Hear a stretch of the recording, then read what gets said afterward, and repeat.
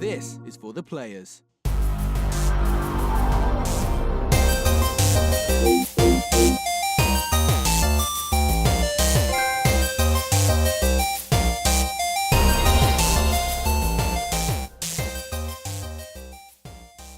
I'm Ryan Betson. I'm Josh Saunders. And this is For the Players, the pop culturist PlayStation podcast. Over 40 years of playing PlayStation, 8 plus years in that games media combined. We'd like to thank you for joining us in this PlayStation conversation. This PlayStation conversation happens every Monday morning at 9 a.m. Australian Eastern Standard Time on YouTube and 8 a.m. on iTunes and other podcast services. If you'd like to be a part of future conversations, please join us on Facebook, Discord, comment below. If you're feeling generous, join us on Patreon. Patreon.com/popculturist. Head over there, check out the tiers. Might be something there that interests you. If you support us on Patreon, you normally can watch us record this show live. At some point, we'll do that. I promise. And we are also, if you want to show the love Pop Culturist on your body, head to the popculturist.com/shop, where you can buy shirts like this and like this new design, as I like to call it, Pop Freaking Culturists. Pop fracking. Yeah, for fracking. And we are on Twitch at twitch.tv/thepopculturist. Let's kick things off with cracking tinnies. It's fucked straight, eh, mate? Cracking tinnies. It's Coke. Not sponsored. No, not sponsored. But if only. I'd like to apologise in advance for the severe lack of energy this episode. Yeah, we're both fucked, apparently. Yeah, working outside the last few days hasn't been fun. It's been a lazy fat man. It's never fun. No, it's exhausting, really. Just the heat makes the sweat and the chafe. Oh, the other boob thing I got going right now? Don't. Oh. No, it's pretty sweet, actually. Not too bad. But how good must It's it nice, feel breathable to, PopC shirts. how, Just how good would it feel to lift up the boob and give it a good clean wipe? Just, I mean, I can't speak. So I need your yeah, no, titty sweat's a thing. Yeah. Yeah. But cleaning it must feel real good. Jokes aside, I actually don't get much titty sweat. Oh. Surprisingly. Oh, fair. I suppose you're inside all day. I'm inside. Yeah, I'm blissfully unaware to a lot of the outside weather. Go to get lunch. I'm like, oh, just die. Just melt into the pavement. Partners. But aside from hanging out in the sun, how you been, man? Swell. Yeah. I've been getting an ear infection too. Oh, burns. Hurts a bit to poke. And don't poke But then you got that weird pain that shoots up to your head a little bit. You know what I'm talking about? It's tingly. I got a variant of that right now. I got neck pain that's shooting in on the top of my head, and it's hurting right above my eye hole and all up top of my head. We're in bad ways. We're in very bad ways. Still got a show though. Yeah, fucking oath. Yeah. Whoa! Yeah. Woo! But yeah, no, I had a pretty chill week, man. What? I had a pretty chill week myself. I tuned out. Just me. White noise. Yeah, no, I had a pretty chill week, man. It's been alright. For me mostly, it's the road to the Royal Rumble. It's 2 days away. Coming to party. Depends what I'm doing with the kids. Yeah, how well the kids can get involved. They could win a Kmart belt. Don't think they'll enjoy. No, they'll wrestling at all. fucking hate it. Yeah, no, I'm sure you'll have fun even if I'm not there. You got quite the party. I'd have a lot of fun if no one turned up. That's true. I got chicken wangs. I got some party pies. Chicken wangs. The A, not the I. Yeah. Oh. I guess I have to come now. Try this delicacy. You can get breast chicken, get thigh chicken, wangs. Teriyaki wangs. Yeah, so I got that. I got some party pies. Even if no one turns up, I'm gonna have a good time. You'll be well fed. I'll be well. Just don't burn it like the pizza last time when I was no promises. But yeah, so that the Young and the Wrestlers now has an official date. It's every Friday at 8 a.m. on the podcast services. So we're actually now on the regular schedules. We released 3 episodes in a week. You're going to release? No, we did. Oh, we released because the first 2 were supposed to be unaired pilots. Yeah, but they all really tied in, as I mentioned last week, to the overall story. So I just unloaded them all at once. Yeah. And now we're on the regular people cycle. Can see from the start the shift in quality. Exactly. Or whatever. Or just the straight up plateau. Yeah. It's plateaued on episode 2. That's it. I've heard everything I need to hear. That's it. Have you been playing much? A little bit. Realm Royale is now on console for free. That's the Paradigm. Paladins. Thank you. That's their because you could previously play it if you bought in with the Founders Pack, but now it's free, so I play that a bit. How is it? It's alright. Yeah. It's got something, but it's also missing. It's just missing something. I don't know what it is. Is it like something you can't quite put the mechanics are all, it's in beta. It's, not exactly a smooth experience all the time. But, in terms of what you do during the match, picking up your abilities, upgrading, forging new abilities and armor and all that. It's cool. It's got a lot going for it. But it's missing something. And maybe it's just polish. In comparison to Fortnite is very polished, pretty bug-free as far as my playtime goes. Very smooth experience where, it's just getting on its feet here, I think. But I think it'll be around for a while. Do you still believe it has... That's a loud fan. Whichever fan is making that noise. It all projects out the back. So. Yeah. What are you saying? I forget now. It's got something. Yeah, so it is enjoyable. There's the potential there to sort of stay within... It'll stay... It'll be around for a while, I think, if they keep adding to it and improving on it and all that kind of stuff. But it is enjoyable. I got like 6 victories in a day. Awesome. So I'm better at that than Fortnite. Yeah. Got a duos victory with Alex because he's playing it. Now all his friends are playing it too. We've got a squad victory as well. Oh, congratulations, everyone. It's good. Congratulations all around, apparently. Yeah, give it a go. If you want to. It's free. It's a nice alternative to Fortnite. No building is what sells me on a Battle Royale these days. Yeah. I can't. Yeah, I'm bored. That's one thing I didn't like about Fortnite, actually. Yeah. I appreciate the skill involved in it, but I don't want to do it. So, I've been playing Hellblade as well. I think how you feeling it? I'm nearly finished, I think. I'll finish it today. It's so good. Such a feels like such a personal experience. I know, right? And then some of the scenes with Melissa Jurgensen are just fantastic. Real goosebumps and even be like. You play with headphones? Yeah.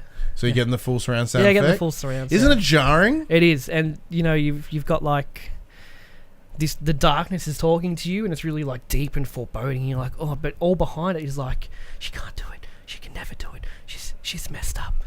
No, she can do it. She just has to believe in herself. And it's like, shut up! She actually, at the point, it kind of crescendoed, and I was ready to go, shut up! And she's like, shut up! And I was like, yes, shut up. Yeah, shut up. Dead silence. It's like, she told us to shut up. Shut up. I know, but yeah, it's not exactly gameplay-wise. It's not exactly deep, but it's the ambience and the setting, and it's just this constant feeling of foreboding. Every time you open a door, it's just like. And the boss fights are really fuck. They're not a giant spectacle like God of War. They're just enemies with their own unique design, but they're just really, Sometimes I'm like, have I been breathing the last couple of minutes? Very, very good. Very nice. Should finish that tonight. I've been trying to finish Assassin's Creed Odyssey. It just keeps going. It's a long slog, man. It just keeps fucking going. I've put in 60 hours, and I'm like, I have to be close to it. You don't have to get credits on it. I want to, though. Okay. I want to see how the story wraps up. And I've put in so much time. It's like, I know I'm close, but it just keeps adding a little bit more. It's like, fuck. I'm over it, but I'm not. Have you heard about the controversy over the DLC? Yeah, I don't give a shit. No, it's not going to affect your playthrough of the story? No, because she fucks everyone. So I don't care. For those that don't know, the issue is that you got forced into a heterosexual relationship and had a baby. I understand, people playing, mine's just a lesbian or mine is just a gay character. Okay, yeah, I get it. Me, I couldn't give a fuck. But they're reverting it anyway. It was in the news. I was like, no, I'm not going to bother with it. Yeah. But Ubisoft are reverting that change. I don't think I'll finish Mass Effect. I just don't think I'll have time prioritising before Metro. Because I want to finish Hellblade and then get into Metro Last Light before Exodus. But I don't think I'll have time for Mass Effect. I enjoyed my time with it. I might go back. I don't know. Yeah, as long as you enjoyed your time with it. I did. So I spent $24 on it. I put in about 30 hours so far. I enjoyed it. Yeah. But it's if you just want to... I looked at it on how long to beat. It's to finish the story is 18 hours. Completion is 120. So maybe I'll just butt fuck my way through the story.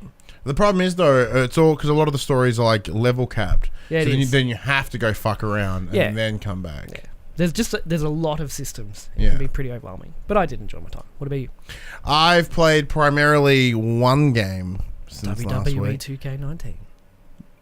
2 games. No, I did play a little bit of 2. We did. Yeah, so for the Young and the Restless, I used 2K19 to predict the outcomes of the Royal Rumble. Oh. So I wanted to see how it would go. Who's winning? So Finn Balor will get the Universal Championship belt Against Brock. Daniel. How are they gonna write that? There'll be some bullshit happens in that match. Still with the Demon. Yeah, I know. The Demon's never lost at WWE. So. Yeah, I don't know, but from like some bullshit's gonna happen. Oh yeah, someone's gonna interfere. Daniel Bryan's gonna keep the belt. R-Truth is gonna win the men's Rumble. Who's Bryan against? AJ Styles. Okay. So R-Truth is going to win the Rumble, according to 2K19. And the women's Rumble... Isn't R-Truth like a spastic now? Yeah, he's great. He's fantastic. Yeah, but he's not like a main event. No, he's not even close. Yeah. And the women, surprising winner, member of the Absolution, Sonya Deville. Who the fuck is Sonya Deville? Are they really reaching to get 30 women for the Rumble? They're just like no, she's been around for a while. She's Really? ex-UFC as well. But yeah, so according to 2K19, she is winning the Rumble. Well done, Not Sonya. Becky, not Charlotte, Not Ronda. not Ember. I know Ronda's not in it. Just anyone of actual note, Sonya Deville. So thanks Sonya 2K19 Deville. for getting that wrong. Sonya Deville. Yes, I've done a little bit more in the campaign there. Dicked around with Bray Wyatt and Matt Hardy. That was cool fun. Dicked around with them. Yeah, so Shower room fun. because there's a section in the campaign where Bray Wyatt's got to, fucks with you like psychologically, right? So you have to unleash your inner demon. So you got to team up with Finn Balor, and then you create your own demon, and then you tag team Balor and this other guy. That's so ridiculous. It's so dumb. But when I walked out and I had the outfit, I was like, This was the right choice. yeah, this is the right choice. but I can now talk about the redacted game I was talking about last week, being Resident Evil 2 Remake. Big thank you once again to Capcom and Turn Left Distribution for providing us the code with the game. I actually watched a fair bit of coverage on it. Fucking it looks really good, but I don't want to play it. Oh, it looks really good, but I don't want to play good, it. Man. Maybe because I've got my schedule. And Yeah, I can't have any you can't break interruptions your at the schedule, moment. yeah. But it's on my list, like, whenever a quiet period happens to be. Well, it is on the PopC account, so you can jump on it literally whenever. Because, next month is Metro, and then March is Division, and then April is Days Gone, and then May is Rage 2. Sometime after that. Yeah. Well, so what's great about it is you do have to play through it in like two ways. One is Leon, one is other chick whose name I'm forgotten right now. Claire, thank you. How did I know that? I have a giant headache. Oh. So although I've got one credits as Leon, I haven't got my because it's technically one run through, but it's kind of separated. So I've got the Leon credits. I'm working on the Claire. Thank you, Claire credits now. This game's fucking fantastic, man. Like, it's running buttery smooth for me on the Pro. It looks amazing. It's just fucking good. Everyone's the main takeaway I've seen from it is that it's kind of like zombies back to their roots, but done right. Like, they're just good zombies. It's the exceptional zombies. Like, it is, as I've mentioned before, and I said it in the review, which you can watch on the YouTube channel as well. It's this awesome setup where Resident Evil 7 got freaky with Resident Evil 4 and made a new baby that looks like their great grandfather. It's like, is it the original game, like shot for shot? Not shot for shot. They've actually taken a lot of it and improved it. Okay. So things that were but really the stories, jarring. everything is the same. The beats are pretty much the same. You go to the same key locations. You kind of do the same stuff. Like, there are minor changes, and depending on who you play through, there's different paths you can take, different characters you'll meet.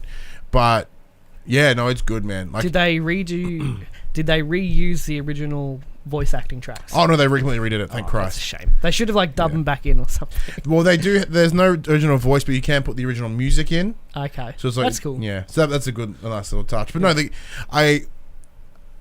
I gushed about it so hard in the review. There's not other words that I can say here that can explain how fantastic it is. But it's good. It's so good. Like, one thing for me is I spent a big hunk of the end of last year, burnt out on games. Yeah. And I think I had just enough time of downtime between, because obviously after Red Dead came out, I was pretty quiet. So I didn't really dive too deep into anything. To then have the first game of this year be not just a fantastic game, but a game I don't normally play in a genre I don't normally play. It was just ticks all around for me. Gotta explore. It's nicely reinvigorated me. And as I mentioned last week, I think I mentioned last week with you, it's because it is very it is that it's like open world. Like that has the 3 key locations, but they are very defined in their borders and so it's a linear. It's open but linear at the same time. So I'm not getting that like having to go everywhere. Everything is very purposeful. Everything is very direct. Everything is very in there because it needs to be. So not like this traversing this open ass plane that does jack shit. It's like no, because we've locked it down. Everything looks good. Everything on that desk means something. Everything in that room means something. You've basically just also described Metro 2033 as well. Yeah, which is the next So if you're thing looking I'm for gonna play. the experiences where it's not something you normally play outside of your genre, but it is, focused and linear. Yeah, saying that, my brain's like, you should keep playing Resident Evil. Like, I will. And I am. Okay. Yeah. Like, yes, brain. Yeah, no, the game's just fucking awesome. Like, I guarantee you it'll be in my top 3 for the rest of the year. It's a bit early. It blew me away. A bit early. I can't, like, aside from some minor little complaints, but like they could be complaints to the original. Having not played it, damn perfect game, man. Wow. You've already played your game of the year. Done. No more episodes. End of the year. What? But anyway, that brings us to the news. The section where we tell you about the PlayStation news happened this week, and we call it Inform the Players. Number 1, many players are reporting that they cannot get into the Anthem VIP demo and instead met with errors in retrieving live service data and that servers are reaching max capacity. It appears the official Redemption website has also been running into some issues as well. In a Twitter post from EA Global Community Manager Jesse Anderson, he says, quote, servers are getting slammed for the hashtag Anthem game VIP demo right now. The team is working as we speak. And an update on Twitter, BioWare General Manager Casey Hudson wrote, quote, turns out not to be a server capacity issue. Seems to be a different issue that didn't come up in previous scale testing. Teams are on it. Now, what do you mean millions of people want to play the same game as me? No, yeah, I get that. This is just what happens with these kind of games. And if you don't predict that by now, not from a company perspective, from a consumer perspective, if you don't predict this shit happening at launch for these big live service games, I know it's not launch, it's a demo, I understand, but this happens. This is how it always is. Destiny, I'm on your side. Destiny, WoW, Diablo, everything, The Division, everything online. First week is fucked. Guaranteed. Now, I think the issue comes from calling this a VIP demo instead of a VIP beta. Because the demo is basically saying, come and play the fucking game. Implying it's a slice of the game. game. And because it's timed as well. I only got 2 days for the VIP demo, and then public gets a demo next weekend on my birthday. That's on my birthday. Oh, you playing that? Yeah, I'll play it. Sweet. Yeah, 3 days. I'll give it a go. Yeah, I think it's just they called it a demo when it really is like a beta stress test. Yeah. So if it'll be over by the time you get this, but it's for the people that have either pre-ordered the game or are part of EA Access. Insider. Yeah, Insider. Yeah. So yeah, shit's hit the fan, but I mean, what did you expect, really? Of course, the internet's outraged because it's EA. And it's the internet. Yeah. Well, no, I was being totally facetious because I'm in the exact point as you. I'm like, what the fuck did you expect? Yeah. This game is incredibly hyped. Everyone wants to play it. I guarantee you a ton of people went and pre-ordered it like 3 days before the demo. So they weren't able to allow for this capacity because they use pre-order numbers to help these things like this. They're like, okay, we have X amount of pre-orders. When we run this demo, we should be able to push it to this far and see how it goes. Servers do X, and then a couple of days before, everyone's like, actually, I'm going to pre-order it, and then I'll cancel it if I don't like it. Yeah. But I understand the frustration from the consumer, but to have not kind of expected issues on launch for this is a little bit hyperbolic, I think, as well. I agree. We have seen, not saying that it's okay, but we have seen so many live services that that we should be getting like the exact same. People should be aware of this. Yeah. There's nothing new here. Like, this is almost a non-story because of it. It's just because it's Anthem. Yeah, fuckers. Number 2, Bethesda and Ubisoft had a little fun on Twitter while promoting their games Rage 2 and Far Cry New Dawn. Now, I'll just put this in just for shits and giggles. There's no real news story here, but I enjoy the story. It all began when the Rage Twitter account tweeted an image that clearly imitates Far Cry New Dawn, which had previous drop information previews that day, that features the text Rage 2 Newer Dawn. It also teased that Rage 2 will be getting similar coverage this week and time of recording. The Far Cry Twitter isn't one to back down. They responded by appreciating Rage's gesture while also gifting them with a story trailer for Far Cry New Dawn to go alongside its image. Rage's account responded saying, "Oh sweet, the game looks great. Hashtag on Wednesdays we wear pink," complete with an iconic meme of the two identical Spider-Man staring each other down. It's just nice to see companies have friendly jabs at each other. Dude, Not even jabs. It's just like, let's just have some fun. But it's kind of it's the same thing parties, it's the same thing we've all thought. Like, I distinctly remember when we saw the trailer for New Dawn, I'm like, looks like Rage 2. The same palette as Rage 2. Like, of course. And I'm glad that they, you know they acknowledge it and they have some fun with it. It's all good. Yeah. Of course, being the internet, everyone's like, oh, they're having their little tiffs in the comments. It's awesome. But clearly Bethesda and Ubisoft have a good sense of humour with this, and they're having some fun. And if anything, it makes me more hyped for Rage 2. And Fallout. Not Fallout. Far Cry. I couldn't give zero fucks about Far Cry. I'm going to play both of them. I couldn't care less. But Rage 2's gameplay looks lots of fun. Yeah, the gameplay of Rage 2 is fantastic. I mean, it's like Doom. I didn't like Far Cry 5. Yeah. Don't think I'm going to like. No. If you didn't like Far Cry 5, no. Rage 2 plays like Doom. It's beautiful. Number 3, retail copies of Fallout 76 are not being pulled in preparation for the game going free to play. Rumours began circulating following a video from YouTuber The Quartering, who presented a number of instances of the standard edition of Fallout being unavailable on Australian retailer EB Games website and having notably low stock on Amazon. In the video, he speculates the game could be going free to play, with the video description reading, quote, "Someone reached out to me from EB Games in Australia and mentioned the game was likely going free to play." Bullshit. After gathering momentum on Reddit, one player asked the developer outright on Twitter about this rumour, saying that they would want a refund if there was any truth to these claims. Bethesda responded tweeting, "There is no truth to this rumour," nipping this in the bud fairly quickly, which, given potential if it hadn't been left going further on longer, would have angered the community. This is just another case of a YouTuber being like, "Hey, did you hear about this?" with my unsourced credible quotes from people in the industry. And it just kind of... You know why there's no stock? Because no one wants to buy the game.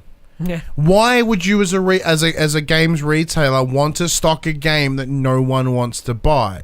If all I'm seeing, and I'm a business owner, and I'm selling fucking yogurt, and they're like, "Hey, the internet..." Sorry, it's a funny choice of product, seeing as you can't eat it. Yeah, it's weird.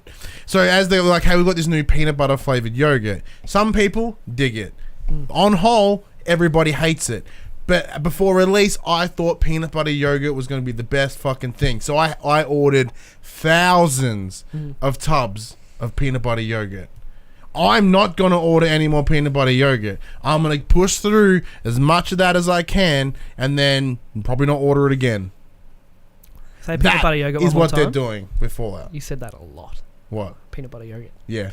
I don't want to. It's sounds not like a a thing. new shirt slogan. Yeah. Peanut butter. Yeah, But that's the point. Like, there's a business logic behind this. It's nothing to do with going free to play. If it was free to play, if anything, people would just buy it like off the store, off the PSN anyway. So yeah, exactly. Fuck it. Why would they want to hold it? Having said that, if it does happen and go free to play in the next couple months, that's pretty shitty. Not yes and no. It's a quicker turnaround than most online games going free to play. But Yeah. it's one of those things. It comes down to reception and understanding, right? Like the people. People cannot be shitty about the business practices of a company wanting to go free to play. Like an example, I played DC Universe Online. I paid for that shit, paid for a subscription for a long ass time. They went free to play. I can't be like, well, you must refund me for every month that I paid back then. Little Jim Jab gets it for free. Why did I have to pay? Yeah, it's the pain of being an early adopter. So whoever this entitled fuck on Twitter is, he can suck a dick. It's the same kind of thing with like, you buy a PS4 at launch for $600 and now they're $250. Yeah, you don't get a refund. You got to give me that $350 back. That's not fair. Fuck off. Yeah, no, fuck that noise. This is it. There is. I'm glad that there's no credibility to that claim. And even if there was, who fucking cares? Like, just play. Like, if anything, there's going to be people that were initially hesitant or bought it because of this internet backlash, which is minorly overblown, and they play it, and because they didn't pay for it, they'll therefore appreciate it further. And if anything, the game will get a lovely resurgence. Because you'll notice people are more like forgiving when it didn't cost them nothing. Yeah, for sure. For sure. Also liked how Apparently when I get mad when I have a headache. I liked how blunt Bethesda was with their response. There is no truth to this rumor. Yeah, That's it. Full stop. That's Suck it. a dick. Shut the fuck up. Number 4, according to a report, only about 18% of developers are working on next-gen games in some form. This data comes from GDC's State of the Game Industry 2019 report, which polled nearly 4,000 developers, giving an indicative but not perfectly accurate look at what developers around the world are up to. Specifically, about 16% of devs said they're working on games for both existing and unannounced platforms, while only 2% they are working exclusively on unannounced platforms. Naturally, this leaves a majority of developers working on current announced platforms, as 46% of responders said they make games just for what's out now, and the rest said they didn't know at this time. If you're a developer and you don't know what you're developing for, a bit of an issue there. Naturally, with no next-gen consoles having been officially unveiled, it makes sense that most developers are focusing on the current gen. Interesting stats. It's no surprise. Like, think about once again the release window of most of the consoles. Like when they first drop, there's a handful of games and it's pretty quiet for a little period of time. Once again, because a lot of those people are focusing on we're only working for current gen now, doesn't mean it's going to scale across. Yeah, and 16% of them are we're working on both. So whatever games, maybe Naughty Dog's one of them with The Last of Us 2. I guarantee it's those coming out on PS4. Yeah. But it's also getting remastered on PS5. I guarantee the 16% are first parties. Yeah. Because they would know. Yeah. Like whether it be Xbox's teams or PlayStation's teams, they know. Just some interesting stats. They may not have them in their hand, but I guarantee they've been spec'd. They know rough specs. And the top selling games for week ending 20th of January 2019, at number 10, Overwatch, number 9, NBA 2K19, number 8, Spyro, number 7, Battlefield 5, number 6, Just Cause 4, number 5, FIFA 19, number 4, Spider-Man, number 3, Black Ops 4, number 2, Red Dead Redemption 2, and number 1, Ace Combat 7. Pew, pew, pew. Did not expect that. No, well, Ace Combat 7 is incredibly popular, and it does also support my theory that only about 1,000 games get sold every week in Australia. You keep saying that, but I'm waiting for the proof, man. You gotta do some digging. I gotta do some digging. You did have a minor contact at one point. Yeah, I didn't you? did. Yeah, Yeah, maybe you'll hook that back up. And just quick bits of news: Sebastian Stepien, who was the head writer for Cyberpunk 2077 and one of 3 creative directors for The Witcher 3 at CD Projekt Red, has left and joined Blizzard. Oh. Interesting. He's a big name in CDPR. So that's good for Blizzard, because Blizzard are falling... On a positive side, though, if the head writer of Cyberpunk's bounced, they're almost done. True. Oh, interesting. No more writing required. Now we're always working on getting it done. But a good gain for Blizzard anyway, because they are severely lacking in... You know what? Fuck narrative. it. Just because YouTubers can make up whatever they want, you heard it here first. The head writer's gone. 2077 comes out this year. Oh, you're full of shit. Fucking internet facts. Second bit of quick bits. Farming Simulator goes esports with the 250k prize pool. I finally care about esports. We've been as long as the 80-something episodes we've been doing this show, we've constantly talked about esports, and I said I can never. I haven't found that game. I've not found that game that just hooks me, and I found it. I know what it is. It's competitive carrots. So yeah, apparently it's not solo though. You've got your team of 4, and I think it's whichever farm yields X amount of results in some. I don't know exactly how they're doing it, but it's a thing, and there's a prize pool, and many people are excited. Hell yes. Keep an eye on that. Yeah, I will. And last bit of quick bits. Chris O'Neill, senior level designer for God of War at Sony Santa Monica, has joined Microsoft's new studio, The Initiative. See, this is something that was kind of not predicted, but everyone would sort of assume that with The Initiative being based in Santa Monica as well, that there's likely to be some leech over, because Santa Monica is an incredibly big hub. Apparently they've pulled a lot of big names over to that studio. So sad loss for Sony, good gain for Microsoft. Yeah. Because he was in that position for 4 years. He also had a brief stint at Kojima Productions as well. Oh. So The Initiative is shaping up to be something special. I can't wait to see what they do. I'm very, very excited to see what they can do. Because competition is good competition. Give me some of that competition. We wouldn't have a Games Pass without competition. That's right. That's it for the news, Ryan, as we have an uneducated chat to the players about copyright and dreams. Yeah. Now, as we talked about last week, someone remade a portion of PT in VR using Dreams. This week, someone has remade a little bit of Dead Space in Dreams. Now, the question kind of running about some internet forums. Now, I'm going to preface this. I know fuck all about copyright. I'm just curious, how does it fit in with Dreams, and who is responsible for the copyright in this side of things? We met with one of the devs at Media Molecule at PAX, and one of the questions I did ask him, like it was off the record, it wasn't in the interview, was about the idea of this copyright thing, and he couldn't really give me a definitive answer at the time, mostly because he didn't have that information. He's a level designer. I picture him just like running back to the base and be like, fuck, how we did overlook this completely. It's a genuine concern. Like, what if someone was to go in there and then make a fucking Doctor Who episode? What? As an example, I'm using bad examples today. Yeah. You know what I mean? Like, there's like, and the same thing with PT and Dead Space. Like, when you give absolute power to people with the completely endless creative tools, which, having played Dreams and see Dreams, it is legitimately a completely open creative tool. It looks overwhelming. It's overwhelming, but it's something that you learn as you go. It's really exciting, like just on Dreams itself. Like the people that have made these PT and this Dead Space demo, they have been playing since day one of the demo in like December. Well, because everything I've seen on Dreams, these cute, friendly little, and but then to be able to kind of go to PT and Dead Space, which are very dark horror games, and have the aesthetics look pretty close to original, just goes to show how diverse this engine's going to be. Yeah, it's like, because one of the questions that we asked was like, how deep can you go? And they're like, oh, shit's deep. Balls. Like, as in, because I asked that, because the big thing for me was like, is this just surface level tools, or is this equivalent to like Unity as an example? And the biggest difference was, like, unlike Unity, which you can take wherever you want and do whatever you want and sell it upon yourself, if it's made in Dreams, it stays in Dreams. Yeah. So that's going to be the biggest concern, and I think the other concern is curation.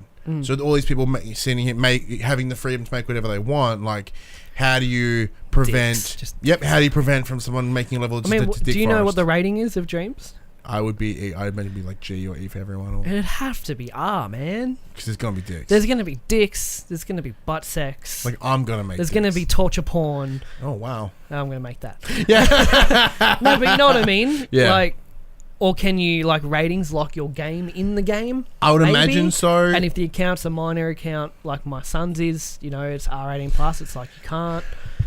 I think there's probably, because one of the biggest things, if I remember right, one of the biggest things about online sharing and online marketplace sort of stuff is it can kind of fit this online interactivity is its own sort of subcategory that doesn't have a rating. So the game itself will likely be G or PG with online interactivity. We're therefore saying a portion of this cannot be rated. See, with the PT thing, I can't imagine a world where Konami just let that sit. Oh, be fuck okay. no. But who gets the pull down? Who gets the shakedown for that? Is it the creator of it in Dreams, or is it Media Molecule themselves? Like, hey, you need to get this user to take this down because it's infringing on copyright. The honest answer of this would be in their terms of services, right? So if you were to read that terms of services, I imagine there would be a big section about you cannot create any product you create must be your own intellectual property, blah blah blah blah, and like that would be presumably their own way out. So that's the only way that the Media Molecule can prevent what would become an onslaught of fucking things. So I imagine because as the creator beta is still currently under NDA and having both of these two things leak, very clear breach of NDA, that we will be able to determine where they sit in terms of their legalities around creative copyrighted content. Yeah. I mean, it's just because in a way, maybe could it be argued under fair use? Because you're not using original assets. You're not. You know what I mean? Let me find out the exact definition of fair use. But my initial answer to that is no. Because I did find 2 videos discussing this particular issue. It's a very broad issue to Google, and so you can't really. You know what I mean? You can't Google this specific thing and get an answer. and I can't be fucked going through legal documents to find anything All right, here out. we go. So fair use as per US copyright law, which you can maybe sure would link over. The doctrine that brief excerpts of copyrighted material, so excerpts, not a full thing, excerpts, under certain circumstances being quoted verbatim for purposes such as criticism, news reporting, teaching, and research, without the need for permission form or payment to the copyright holder. Yeah, but so see, if we were to, when we do our reviews, and as part of that review we show footage, we cannot be done for copyright. But the for difference is that footage is their footage from their video game. But you also understand the idea that if, say, you created a logo for a company and I created a logo that's exactly the same as that company, that's not I didn't use your logo. I made one. It just made it exactly the same. That's still breach of copyright law. What if I didn't trademark it? If you didn't trademark it, then it doesn't get no grounds. Yeah. An example is like we are the pop culturists, and the thing about us is pop and culturist are one word. There is some fuckhole in the US that has the space culturists. Isn't it just T, not S, no plural? The pop culturist. No. There's a podcast. Yeah, There's a few. Cunts. we can't stop them because we got no grounds. Cunts. Yeah, although we do have grounds because they're within the same medium, so we've got there's a bit grey. There's a bit grey It'd area just be a there. However, shame. It'd just be a shame after all this time. Like if Dreams is what it's now looking to be, I can kind of understand. They've basically built an engine. I can understand. I can understand why it's taken so long to get there. That's okay, but it will be a shame after all this time for it to come out and something have been overlooked where it's just like you just have to stop, just take it all down. Because the amount of copyright breaches coming out of this is fucking incredible. I certainly don't think that's the case. I think there would be some, every company has a risk manager, right? And I believe that risk manager would have come with, because then that's what they do. They come in, they go, hey, this is what we've got, and they're like, that's a risk, and they all rank it accordingly, right? And I guarantee one of the biggest potential risks is copyright infringement. Be interesting to get a hold of this might actually be the first game where I read the terms of service. Yeah, I'm gonna have to. I've never done it before. I'm very curious. But I'm just, because it's the only way you're going to get a definitive answer. Yeah. And of course, I would imagine going forward when it's launched, there's going to be tons of news stories regarding to this. I truly think that Media Molecule will be safe. I hope so. The players themselves, not so much. I don't know. I can't see how you could take a player of Dreams to court for copyright though. They could. It's gonna be interesting. It's gonna be a fun thing to watch. Maybe. Because it's one of those things. Cause it's maybe if you make it without distributing it, like it. Why would you make it for then? No, but then there's no monetary value in Dreams either. Like you're not selling but the same rule applies to you downloading a movie and giving it to a friend. That's still copyright infringement. Even granted, it's escalated when you will then to sell that and turn that into money. Just by you are still distributing it without their permission. But that's downloading the original copy. But yes, it's a copy. Even if you rework it. It's still a copy of it. If I refilm John Wick back to back, that would be awesome. And distributed we should totally do that. I know what you're saying. Yeah, I'm playing devil's advocate. Yes, but in short, I think the law is very strict and flexible at the same time, and I guarantee you that people that even remake it in some capacity, there's a whole lot of grey. So even fan fiction, right? Like even fan fiction's a big grey area because a lot of it takes a lot of copyrighted information. I have nothing more to say on that. If anyone listening is versed in copyright law, please drop us a comment or something. But yeah, so like I said, I'll quickly sort of, because this is probably going to be a short episode because it was so fucking pain. But yeah, no, in short, it comes down to, I do genuinely think Media Molecule and Sony themselves would have gone through this. They would, because there's a lot of money, there is a lot of, there's a lot riding on this going well, and you don't want to open yourself up to potential lawsuits. As a company, it's not a good decision. Not a good look. So I think it's fine. And do I think that as players they will then cop the brunt of that? I don't know. That'd be shit ass. It'd be very shit. But once again, you got little Timmy, 10 years old. He's like, hey, I can actually make Crash Bandicoot in this, and I figured out how. This is the. You're gonna put little Timmy in jail. This is where it goes another way. I think there will be obviously some. Hey. We pulled it down. It's just like when we created the Pop Culturist Vault Boy design shirt. It's a slight variant on copyright infringement because we took the original design and we fucked with it and made it us instead of them, and they pulled it down on copyright claims, and their claims are totally valid. Oh, did they? Yeah. Oh, no idea. So there's only 2 shirts in existence. One lives in me, and one lives with James, the designer of the shirt. So You've got collector's shit right there. yeah. When we make it big, ooh. You want a 3XL shirt? Like, no. Like, yeah, me either. Yeah, so like there's grounds there, but I think it's more likely if they just go, hey, we got told to pull it, you got to pull it. Yeah, it'd probably be more that. Well, I wouldn't even have to have submission. Like, you've got to pull it. It's like, no, we pulled it. It's off. Yeah, it's on. It's gone. Like I said, I had no choice in the shirt. They're like, it's gone. Right, that's fine. Yeah, fair enough. So I think it'll fall in the same thing. Like they'll do what they do. Maybe it might be like a multiple offense sort of situation. 3 strikes and you're out. Maybe 3 strikes and you're in prison. But I think but I do genuinely think though a big part of it will come down to because there's no financial transaction in place. Could technically be argued though. Like, what if someone, let's say this person fully remakes PT, you can only play it on Dreams, so people are buying Dreams to play PT. So see what I mean? There's a lot of fun stuff in this. Yeah, but like that would unless they're once again that hypothetical, unless there's someone going to every person go, hey, why did you buy Dreams? Oh, I bought it for PT. Like if it wasn't for that, then Mini Michael could be like, people bought the game for the game. But you could surely see like how many people have played X game. And oh yeah, like, if you dig deep enough, you probably get the answers. You probably get the statistics to back that up. Yeah, but like 86% of copies have only played PT. Like, Anyway. But anyway, let us know what you think of Dreams, or as the potential copyright concerns that come with Dreams. And if you were to make it, what copyright would you break? All the copyright on the planet. I make FTP and Dreams. Oh, no copyright claim, you motherfuckers. Yeah, bitch. I think we should do that though. I do think we should record an episode and put it through Dreams. Like, we'll build the set in Dreams and just have the game do it.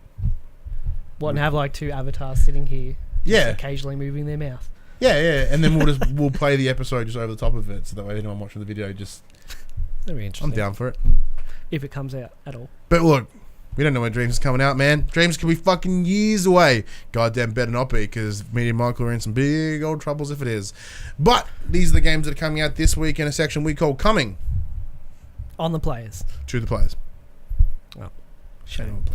New games for the week of January 29th, 2019. 8-Bit Hordes, PS4 Digital. Bombfest, PS4 Digital. Deadland VR, PSVR Digital. Drowning, PS4, PS Vita Digital.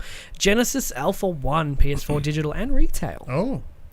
Goodbye Deponia, PS4 Digital. The Hong Kong Massacre. Oh. This is meant to be great. Yeah, I remember seeing this one at E3. Skill Up recently put a video out on it. Ooh. And you've been just consuming that Skill Up content like mad, huh? Yeah.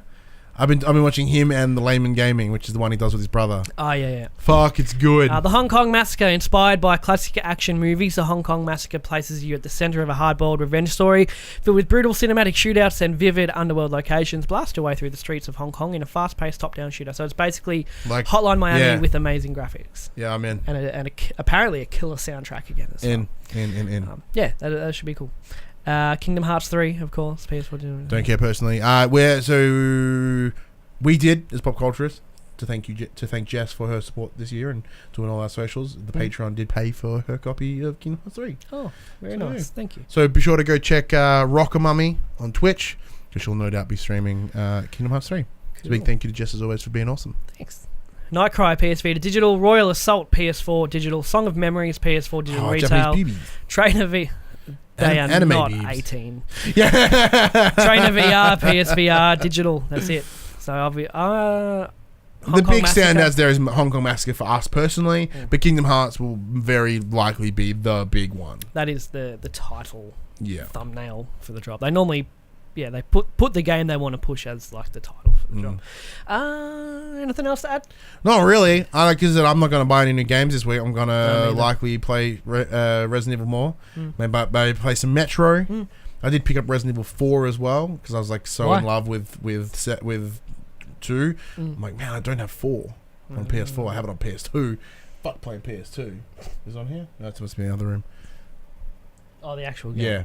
I'm like, fuck playing PS2 and that 480p piece of shit. 1080 mother lickers, and then I went and bought it for like $20. Okay. Yeah. Enjoy. That PlayStation conversation happened on a Monday morning at 9 a.m. Australian Standard Time on YouTube and 8 a.m. on iTunes, Spotify and other podcast services. If you'd like to be a part of future conversations, please join us on Facebook, Discord, comment below if you're feeling generous. Join us on Patreon at patreon.com/popculturist. Head over there, check out the tiers. There might be something there that interests you. And if you do support us on Pop Culture, you normally can watch us record this show live. And if you want to show the love of Pop Culture on your body, head to popculturist.com/shop. We can buy shirts like this, phone cases, and other assorted shit with our logos on it. We are also on Twitch at twitch.tv/thepopculturists. And we do also have the new show Fridays with the Young and the Wrestlers, the Pop Culturist WWE podcast, where we kind of dive into the soap opera nature of WWE. Kayfabe friendly. Kayfabe friendly. We schmucked. Apparently, that could be like your tagline, kayfabe friendly. Ooh, I like that. That's a shirt right there. But hope you enjoyed this. What, fucking 40-minute episode of For the Players? It's hot. Yeah, we try to normally do an hour, but What do you mean try? I feel like my head is just crumbling in on itself. I'm really hungry. So I'm gonna go have a nap. I'm gonna go have a beat in my car. Until next time, I'm Ryan Betson. I'm Josh Saunders. And that was For the Players.